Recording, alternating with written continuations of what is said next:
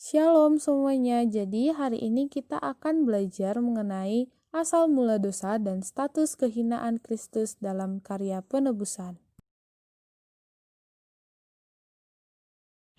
Jadi, anak-anak, untuk bagian pertama kita akan membahas mengenai pengertian dosa. Nah, menurut Katekismus Kecil Westminster, dosa ialah tiada kesesuaian dengan hukum Allah atau pelanggaran hukum Allah. Nah, dengan begitu kita dapat menyimpulkan bahwa dosa adalah semangat untuk memberontak terhadap hukum Allah atau meremehkan segala perintah Allah. Nah, anak-anak, pada dasarnya manusia itu diciptakan dalam keutuhan atau kemurnian. Kita bisa melihat di dalam Kejadian 1 ayat 31 bahwa Allah melihat segala sesuatu yang dijadikannya itu sungguh amat baik.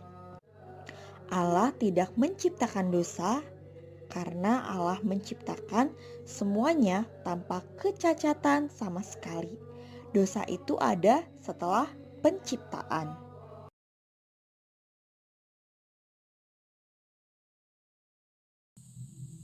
Nah, sekarang kita lanjutkan ke dalam materi asal-usul dosa, di mana dosa itu berawal dari ketidaktaatan Adam dan Hawa terhadap perintah Allah. Adam dan Hawa terhasut oleh godaan iblis yang menjelma sebagai ular yang menjanjikan ketika mereka memakan buah pengetahuan yang baik dan yang jahat itu, mereka akan bahagia dan menjadi seperti Allah. Selanjutnya, kita akan membahas akibat dosa pertama. Yang pertama adalah kekecewaan besar, yaitu Adam dan Hawa setelah memakan buah yang dilarang tersebut mengalami kekecewaan besar. Bukannya menjadi seperti Allah, justru mereka ditenggelamkan oleh rasa malu. Ada di Kejadian 3 ayat 7. Nah, dosa atau iblis yang menjanjikan suatu hal yang megah, luar biasa, baik, itu justru berbanding terbalik dengan kenyataannya. Lalu yang kedua akibatnya yaitu keterpisahan dengan Allah. Relasi dengan Allah menjadi rusak dan dimana kita tidak bisa menikmati keindahan di dalam persekutuan dengan Allah.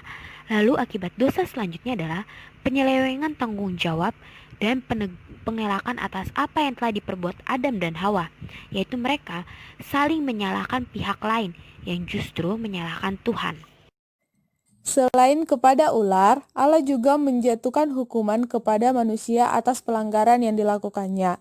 Hukuman kepada Adam yaitu tanah menjadi terkutuk sehingga Adam akan bersusah payah dalam mencari nafkah. Hukuman kepada Hawa, di mana Hawa akan bersusah payah dalam mengandung serta melahirkan keturunan. Yang selanjutnya kematian fisik, di mana manusia akan kembali menjadi debu tanah. Kematian rohani yaitu mengalami keterpisahan dan kerusakan relasi dengan Allah. Selanjutnya kita akan membahas universalitas dosa.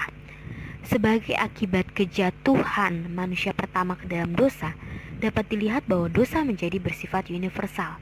Selain Kristus, tidak ada manusia yang tidak berdosa. Semua agama secara umum mengakui adanya ketidakberesan di dalam natur moral manusia, yaitu adanya kelemahan, penyimpangan, penyelewengan, dan kejatuhan. Penyelewengan secara moral bukan sekedar kelemahan atau penyelewengan atau ketidaksempurnaan, tetapi suatu pemberontakan yang disengaja terhadap kehendak Allah atau hukum Allah. Perlu diingat bahwa natur manusia yang berdosa selalu berkaitan dengan pelanggaran terhadap hukum Allah, pelanggaran terhadap Allah yang kudus. Dan hanya Alkitab yang menyebut defisiensi moral ini sebagai dosa. Dosa asal adalah keadaan dan kondisi berdosa yang di dalamnya setiap manusia dilahirkan.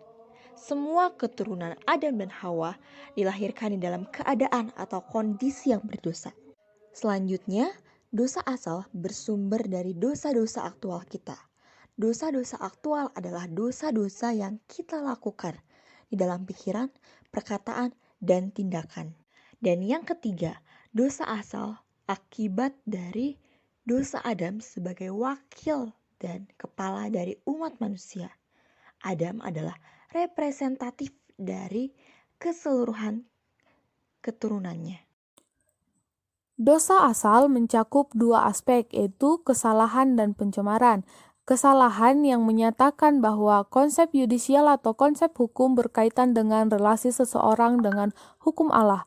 Yang kedua, pencemaran berkaitan dengan konsep moral atau kondisi moral kita saat ini, yang mana oleh karena pencemaran asal dan natur kita yang berdosa menyebabkan kita menjadi orang-orang berdosa dalam kehidupan kita.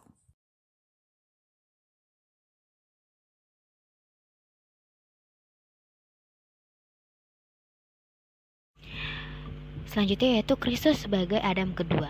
Pada saat kejatuhan manusia ke dalam dosa, Allah memberitakan Injil pertama atau janji keselamatan.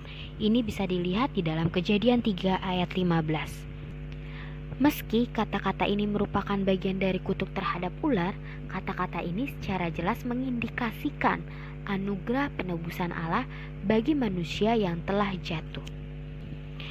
Lalu, sang penebus yang akan datang, yaitu Kristus, merupakan Adam kedua, yaitu yang membawa keselamatan bagi umat manusia. Yesus dikandung oleh Roh Kudus dalam rahim Maria, tetapi tanpa hubungan biologis antara suami dan istri. Karena kelahiran Kristus bukanlah kelahiran biasa, melainkan kelahiran adi kodrati, sehingga kemudian ia disebut sebagai anak Allah. Dan perlu diingat bahwa Kristus adalah 100% manusia dan juga 100% Allah, di mana ia merupakan Adam kedua untuk memberi keselamatan kepada manusia yang telah jatuh ke dalam dosa. Kristus membayar dosa umat manusia melalui kematiannya di atas kayu salib dengan sukarela. Kematian ini diberikan kepada Yesus sebagai bentuk untuk menanggung dosa umat manusia. Hal ini dilakukan agar relasi manusia dengan Allah yang tadinya sudah rusak total dapat pulih kembali. Sekarang kita masuk terhadap status kehinaan Kristus, di mana yang tadinya relasi manusia dengan Allah sungguh amat baik, kini mengalami kerusakan total akibat dosa manusia, sehingga Allah membuat sebuah perjanjian kerja dengan Kristus untuk melakukan penebusan dan menjadi media penghantar melalui karyanya di atas kayu salib bagi pemulihan relasi manusia dengan Allah. Selanjutnya kita akan masuk ke dalam status kehinaan Kristus. Allah pribadi kedua yaitu Yesus Kristuslah yang mengambil bagian dari perjanjian tersebut.